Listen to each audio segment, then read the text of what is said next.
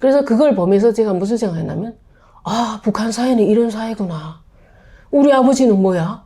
우리 아버지는 열심히 일해도 출세도 못하고, TV 하나 못하잖아. 야, 거기서 그걸 느끼셨다고요? 예, 예. 그거 생각하면서, 이 사회는 출신 성분만이 발전할 수 있는 사회구나. 그렇다면, 우리가 김일성을 숭배할 일이 뭐 있나?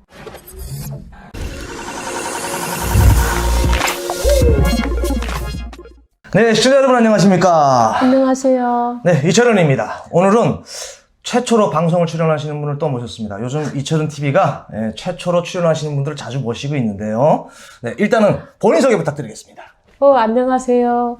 2015년에 해산에서 살다가 대한민국에 온 고지은입니다. 아유, 네, 만나서 반갑습니다. 반갑습니다. 네, 반갑습니다. 이게 방송 첫 출연이기 때문에 조금 떨릴 수 있는데요. 편안하게 하시면 됩니다. 예. 네. 어때요? 방송 첫 출연을 하니까 심정이 어떻습니까? 제가 진짜 이거 저희 꿈인가 싶은 게 진짜 처음이거든요. 제가 그래서 조금 제가 라디오 방송은 해봤어요. 아, 그래요? 그 대북 방송. 네네. 대북 방송을 제가 좀 한 1년 정도 했거든요. 네. 1년 조금 못되게 그냥 했는데, 그건 라디오라서 좀 편안하긴 했는데, 이제 이게 영상으로 하는 건 처음이라서 그렇죠. 조금 대화를 제가 진짜 이거 인생사를 어떻게 시작을 해야 될까 막 망설이게 되더라고요. 아유, 고맙습니다. 저희한테 이제 출연 문의가 와가지고 이렇게 나와주셨는데, 그 탈북민 유튜브 분들이 많아요. 예. 예, 뭐 잘 나가시는 분들도 있고 막 많은데 그 중에서 저를 선택하셔가지고 너무 고맙습니다. 제가 진짜 이 북한 관련한 건 제가 진짜 많이 관심이 있거든요. 사실 제가. 왜냐하면 고향에 아직도 우리 형제들이 살고 있으니까 진짜 뭐 다른 사람들은 그런 생각을 거의는 안 하고 그냥 북한은 우리가 다 체험했는데 그걸 알아 뭐라냐 이런 사람들도 있더라고요. 근데 저는 국정원에 올 때부터 그냥 북한 관련 책만 계속 봤거든요. 왜냐하면 북한에서 들을 수 없던 그런 현실이 그렇죠. 너무 많잖아요. 그래서 이제 무슨 그 국정원에 와서부터 그런 책들을 관련 책들을 많이 봤어요. 북한 관련 책들을. 북한에 가족이 계신다고 하셨는데 그럼 북한의 가족들하고는 연락을 하시나요? 코로나 전에 연락을 했거든요. 네, 가슴 아픈 이야기인데 이제 엄마도 굶어서 돌아가시고 그래서 조금 마음이 아프죠. 그리고 남동생이 있었거든요. 그 남동생이 이제 또 사랑하는 남동생이었는데 또 사망했더라고요. 그래서 좀 가슴이 많이 아팠죠. 네. 오늘 이렇게 가슴 아픈 이야기도 쭉 한번 풀어내는 시간이 됐으면 좋을 것 같습니다. 그러면 북한에서 몇 년도까지 계시다가 탈북을 하신 건가요? 97년도까지 있었죠. 그러니까 제가 그때 30살이었거든요. 그냥 만으로 하면 29살. 그럴 때 첫 탈북을 했습니다. 탈북을 북송되신 경험이 있으신 건가요? 네, 그렇죠. 와서 1년 반 있다가 탈북, 북송을 당했습니다. 97년도면 그때 한참 아사자가 많이 나올 때네요. 행군되죠. 완전 그때가 시초라고 할까요? 거리에 많이 굶어 죽는 사람들 많이 봤고요. 우리 고지은님께서는 사시던 곳이 이제 양강도 해산. 해산이에요? 해산시에서 사시던 거예요? 네. 그럼 어린 시절에는 어땠어요? 어린 시절은 이제 어렵게 살았어요. 저희 집은. 어머니가 많이 아파서 전문 병원 생활을 하셨어요. 그리고 이제 아버지가 당원이고, 선전원인가? 선동원이가. 선동원? 네, 선동원. 그래서 이제 열심히 남보다 더 일해야 돼가지고, 엄마 이제 1년씩 막 병원에 가 있었거든요. 그때 엄마가 이제 장기 환자라고 했어요. 그래서 병원 생활을 많이 하다 나니까 제가 동생들을 돌보기도 하고, 저도 어렸죠, 사실은. 저보다도 우리 언니가 이제 그 동생들을 많이 돌보면서 어렵게 우리는 살았어요, 진짜. 아버님께서는 이제 선동원이셨고, 그럼 어머님은 이제 병원에만 계셨다고. 네, 병원에 있다가 이제 6개월에 한 번씩 막 그렇게 한 번씩 오시고 또 가고, 그렇게 하시더라고요. 어떤 병인? 그러니까 우리 어머니가 장결핵이라고 하더라고요. 그때 당시 장결핵이라고. 장결핵이요? 예, 장결핵이라고 하고 위도 나쁘다 하고 그때 진단은 아무튼 결핵이었습니다. 그때. 그때 결핵이라면 정말 살기 힘든 시대였던 것 같아요. 엄마가 말하는데 신성천 영예군인 전사자병원 예, 그런 데 있다고 하더라고요. 거기까지 갔댔대요, 어머니가. 예, 추천해가지고. 예, 병원이라는 병원을 많이 다니신 거예요. 그때가 혹시 몇 살 때쯤이신가요? 그때가 제가 이제 인민학교 1학년 때. 예. 인민학교 1학년이면은 9살, 8살? 7살, 네, 8살. 예, 예, 8살. 이때잖아요. 예, 예.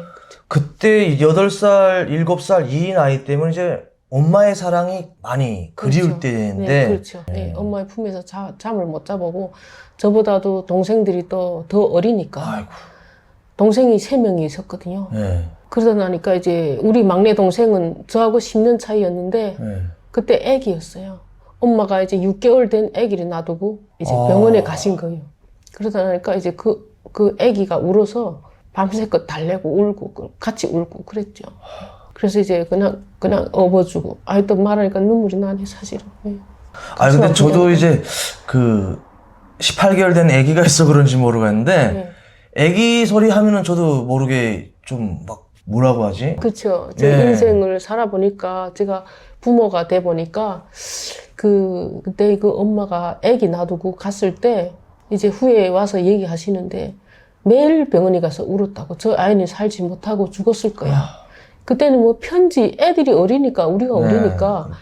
편지 쓰는 사람도 없고, 아버지는 당에 충성하느라고 면회 한 번 안 가시고, 그래서 우리 엄마는 매일 병원에 이제 누가 면회 오면 그게 너무 부러워서 화장실, 거기 가서 울고 들어오고 그랬다 하더라고요. 막내 여동생이었거든요. 네. 그 여동생이 울 때는 우리는 엄마하고 울잖아요, 애기들이. 근데 이제 엄마라는 말을 못 해보고 언니야 하고 울었어요. 예. 그렇게 울면서 컸어요. 우리는 그렇게 어린 시절을 그렇게 말하자면 어찌 보면 힘들게 살았죠. 아니 당에 그렇게 충성을 한다고 해가지고 아버님께서는 그래도 뭐 그러면 집안에 먹고 살 수 있을 만한 뭐 여력이 되게끔 뭐 들여오셨나요? 아버지가 전기 기술자로 배전부를 보다가 네. 강산에 기술자들을 모집해라는 이제 방침이 떨어졌다고 해요. 예. 그래서 아버지가 거기를 이제 추천돼서 간 거죠. 예, 이사를 간 거예요. 그 강산에 필요한 이런 무슨 그 전기 부분 그런 게 많거든요. 네. 뭐 전동기라든가 용접을 해야 된다든가 그 전공 일을 하셨는데 그러다가 이제 집에 와가지고 예. 가축을 많이 하셨어요. 예, 그러니까 예. 쉬지 않고 가축을 이제 했는데, 그러다가 그 당시 이제 이사 온 사람들을 예. 한 사람은 아닐 거잖아요. 그렇죠. 많이 서로 왔겠죠. 예. 어디 다른 데서 왔는데, 그 사람들이 집을 지어줘야 되잖아요. 근데 그렇죠. 어떤 집을 줬냐면 판자집을 줬어요. 판자집. 집이 판자로 되어 있는 예, 거예요? 예. 집이 다 그러니까 판자를 그냥 뚝딱뚝딱 해가지고 사람들을 막 그 이사를 시킨 거예요. 그러다 나니까 우리 집에 이제 겨울이 되면요. 판자 이게 짬이 아무래도 있을 거 아니에요. 그렇죠. 너무너무 추워서 견딜 수가 없는 거예요. 그 다음에 그 위에는 그 동기화라고 그 옛날 이렇게 판자로 된 이렇게 기아장을 다 이렇게 박아가지고 천정은 비가 새고 막 여기 벽은 막 판자집이었어, 그냥. 그 와. 당시 그 일꾼들을 다 이렇게 갑자기 모집을 하다 나니까 그 판자로 집을 지어가지고 그 당시만 해도 나무들이 산에 있었던 것 같아요. 많았던 거. 그래서 이제 벌목. 제재해서 예, 예. 나무 제재 가서 판자집을, 그러니까 수령님 교실을 집행해야 되니까 판자집을 다 지어줬대요. 양강도 같은 경우에는 이제 겨울 되면은 뭐 다른 지역과 달리 더 춥잖아요. 오, 춥다면 말 못하죠. 그때는 거기다 막 판자집에다가 이제 아무리 뭐 저거라고 해도 판자 그 틈이 있을 텐데 그 바람이 엄청 그러다 불 나니까 텐데. 제가 이야기하는 게 그러다 나니까 아버지는 그 집을요 3년 수리했어요. 3년. 흙을 거기다 흙을 또 바르고 이렇게 색기나 뭐 이런 예, 집 예, 같은 예. 거 엮어서 바르고 일 갔다 와서 바르고 또 바르고 이렇게 해서 3년을 집을 수리를 했어요. 그 집을. 그러면서 이제 한쪽 칸에다가 이제 토끼를 길렀는데 예.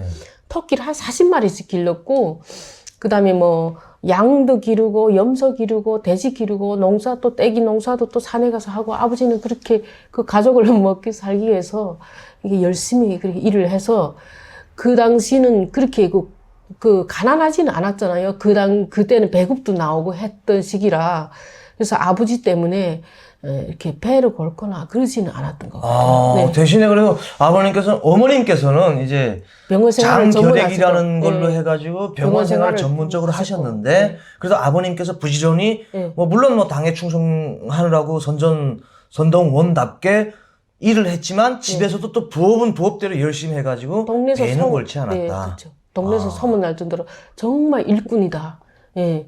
정말 일꾼이다 하는 그런 칭찬을 받을 정도로. 야, 근데 진짜 북한이니까 가능하겠지만 우리나라에서는 가능하지 않거든요. 그래서 집에서 그렇게 부업을 많이 하면서 짐승도 많이 키우고 했으면은 뭐 토끼곰을 해가든 뭐 닭곰을 해가든 그래도 아내한테 면회를 갈 법도 한데 한 번 가지를 않으셨네요. 그러니까 우리 엄마가 제일 원망스러워하는 게 인정머리 없는 영감택이라고 그런 얘기까지 했어요. 그렇게 병원 한 번 문안을 안 가는 그런 남편을 만나서 자기가 이렇게 진짜 뭐랄까 인정머리 없다고 개고생했다 이런 얘기죠. 얘기죠. 그렇죠. 뭐. 예, 그런 얘기까지 했는데 사실은 아버지로서는 그렇게 면회를 못 가고 그렇게 열심히 했던 어느 날 거기가 계기가 됐어요. 저게 어떤 계기가 됐던 어떤 거죠? 계기가 됐냐면 그때가 제가 한 12살인가 3살인가 됐을 무렵에. 아니, 잠깐만요. 그러면은 어머님께서는 지금 초창기에 이제 말씀하실 때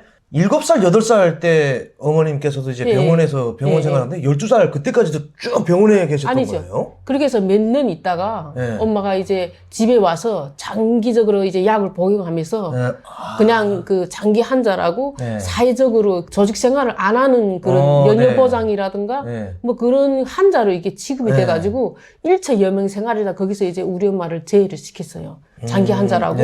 그러다 나니까 우리 엄마가 이제 약을 먹으면서 계속 집에서 이렇게 병원에 왔다 갔다 하면서 그렇게 몇 년 있었는데 이해됩니다. 그러다가 제가 13살 되던 해 그 판자집을 줬으니까 정부에서 다시 그 흙집을 이렇게 그 토피집이라고 하잖아요. 그 진흙으로 브로크, 진흙 브로크 그렇죠. 그거 해가지고 집을 새로 지었는데 거기에다 우리를 이사를 시키더라고요. 그래서 이사를 했죠. 이사를 했는데 거기서 한 30분 걸어 내려오는 그런 거리인데 거기다 이제 이사를 시켰어요. 시키고 있는데 그때 어떤 계기가 있었냐면 하도 그 학교 갔다 제가 올 때는 그 강산 마을이다 보니까 이게 광고판이 있어요. 혁신자들 이름을 내붙이고 이렇게 보면 어느 사람이 어느 직장에서 뭐 무슨 그렇죠. 혁신을 일으켰다. 거기에 구호가 뭐냐면 1만 톤 동생산 고지회로. 예? 동생산 고지회로. 네, 거기는 광산이니까. 동. 네, 그렇죠. 동이 생산이거든요. 그러다 보니까 1만 톤 생산이 그 1년의 그 목표인 거죠. 그 구호를 이렇게 써붙였는데 그 밑에 이제 혁신자들 이름이 쫙 붙었어요. 그렇겠죠. 그게 우리 아버지 이름이 있는 거예요. 그래서 저는 그때 너무 자랑스럽더라고요. 그 아버지 이름이 있다는 게, 우리 아버지가 참 자랑스럽다, 이런 생각을 했죠, 그때. 그런데 이제 그때 무슨 일이 일어났냐면, 광산에 혁신하는 사람들 TV를 선물로 줬어요. 네. 그때 당시 소나무라는 TV가 내려왔어요. 생각나시는지? 예, 나죠. 그게 한 80년대, 90년대 초반인가요? 네, 그렇죠. 그때 소나무라는 TV를 선물로 내려왔어요. 혁신자들 준다고. 그래서 이제 1차, 많이는 안 내려오고, 1차에 몇 명, 2차에 몇 명, 이렇게 선발로 줬거든요. 선발해서. 그런데 아버지는 그 TV를 못 탔어요. 왜 못 탔죠? 그 정도로 그렇게 어머님 면회도 안 가고. 그러니까요. 아버지는 TV를 못 한 거예요. 그러니까 이제 엄마도 아프면서도 가난하잖아요. 그렇죠. 그러니까 가족도 많고 우리 식구도 많고 형제가 일곱이었거든. 오빠 둘, 언니, 그다음 우리 동생, 나까지 해서 7 형제인데 그러니까 엄마는 그 아버지가 그렇게 혁신하고 자기 면회 한번 안 하고 했으니까 아버지는 이름 났잖아요. 그러니까 TV 타겠지. 1차에 못하면 2차 타겠지. 그 2차에 안 주면 3차에 준대. 그래서 타겠지 기다리고 오매불만 기다렸죠. 그때만 해도 TV는 엄청 조금 좀 뭐랄까? 뭐 말하자면 부의 상징이라고 말할 수 있죠. 부의 상징이죠. 그러다 나니까 TV를 기다리고 하다가 1차, 2차 못하고 3차 탈 줄 아는데 3차까지 못 탔어요. 그럼 4차에 타겠지? 했는데 그 4차에서 딱 끊어졌어요. TV가. 그러니까 아버지 못한 거예요. 저는요, 자다가 막, TV 이제, 아버지 이제, 언제면 사차면 타겠지, 선물 TV 타겠지 했는데 못 한 거예요. 그러니까 정말 실망했죠. 그렇죠. 네, 실망을 했는데, 아버지가 선정원이었으니까, 네. 그 집에 이렇게 책꽂이가 이렇게 쫙, 이렇게 벽으로 이렇게 쫙, 이렇게 네, 두 줄, 네. 석 줄씩 있었거든요.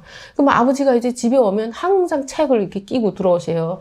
그 책이 뭐지? 해서 그 책을 이렇게 펼쳤는데, 그때 무슨 책이었냐면, 그 인민들 속에서. 그 다음에 뭐 주체시대를 빛내시며, 네. 그 다음에 무슨 김일성 저작 선집, 김일성 선집, 뭐 여러 가지 이런 그 서적들. 야, 완전 그냥, 예. 그런 것들을 이렇게 쫙 가져오는데, 인민들 속에서 40권까지 있는 거 아세요? 40권까지 있더라고요. 네. 근데 그걸요, 제가 이렇게 무슨 책인가 해서 사실 궁금해서 봤어요. 아버지가 책을 항상 가지고 다니니까, TV는 없고, 맨날 남의 집에 비 오는 날도 남의 집 가서 TV 보기는 미안하고, 그래서 이제, 그 책을 보기 시작했는데, 너무 재밌는 거예요. 그 책이.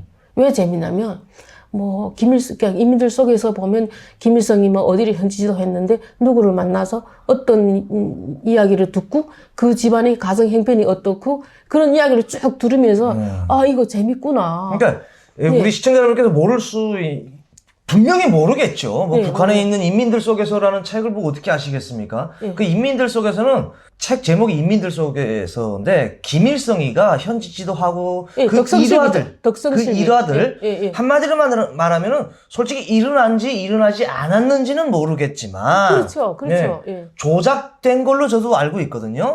그렇죠. 예, 예, 맞아요. 조작된 걸로 해가지고, 김일성이라는 사람을 신격화시키기 위한 한마디로 말하면 선전선동의 매체였다고 보시면 될 것 같아요. 그렇죠. 예. 맞습니다. 근데 우리는 그때는 어린 마음에 모르잖아요. 그래서 이제 보다 나니까 그 김일성의 업적보다는 사람들이 어떻게 만나고, 누구를 만났다, 어디 현지도 가다가 뭐 농부를 어떻게 만났다. 네. 그래서 이 김일성을 영접한 사람들은 완전히 그렇죠. 영광스럽잖아요. 네. 그래서 이제, 저런 사람을 저렇게 만났네? 이렇게 만났네? 이런 걸 이제 보면서 그 사람들이 뭐 가족이 맺히고 뭐 어떻게, 무엇을 하며 이런 것들을 이제 보면서 무슨 소설 비슷하기도 하고, 이런 게 있었네? 이렇게 보다 나니까 어느 날 충격을 먹었어요. 어떤 충격을? 어떤 충격을 먹었냐면, 차강수의 딸이 나오는 거예요.